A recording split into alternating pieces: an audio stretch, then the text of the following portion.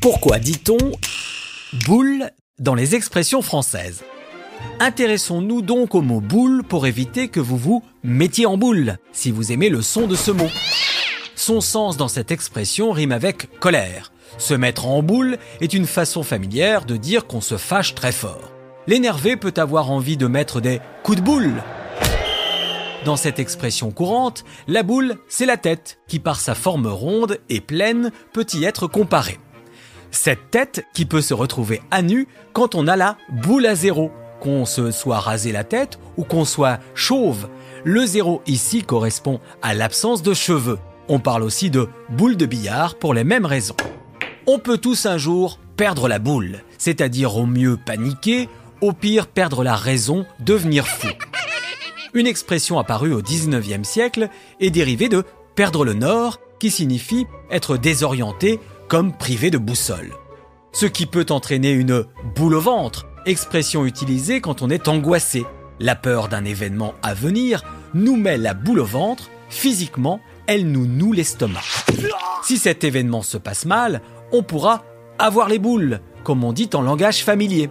Avoir les boules peut signifier qu'on est très énervé, remonté, mais peut aussi s'employer pour une grande déception ou une frayeur.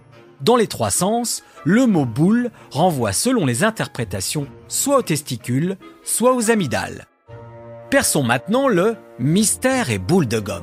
Une jolie expression qui appuie sur le mystère ou le secret qu'on ne peut dévoiler et qui est apparue en premier chez Monterland en 1949 dans sa pièce de théâtre « Demain il fera jour ». Mais certains situent son origine dans un jeu de mots autour des mystères de la bégomme dans le livre de Jules Verne « Les 500 millions de la bégomme ».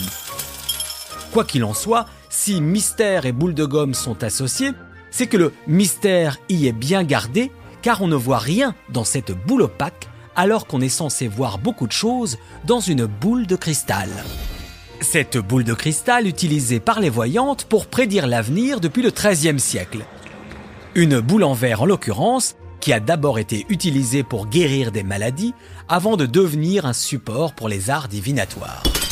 On connaît tous l'effet boule de neige, une expression qui souligne une progression exponentielle, comme cette boule de neige qui ne cesse de grossir en roulant sur un sol enneigé. Sur ce, je ne vais pas vous envoyer bouler si vous me demandez l'autorisation d'écouter d'autres épisodes. Au contraire, je vous invite à le faire et à vous abonner à ce podcast. Par avance, merci, à bientôt.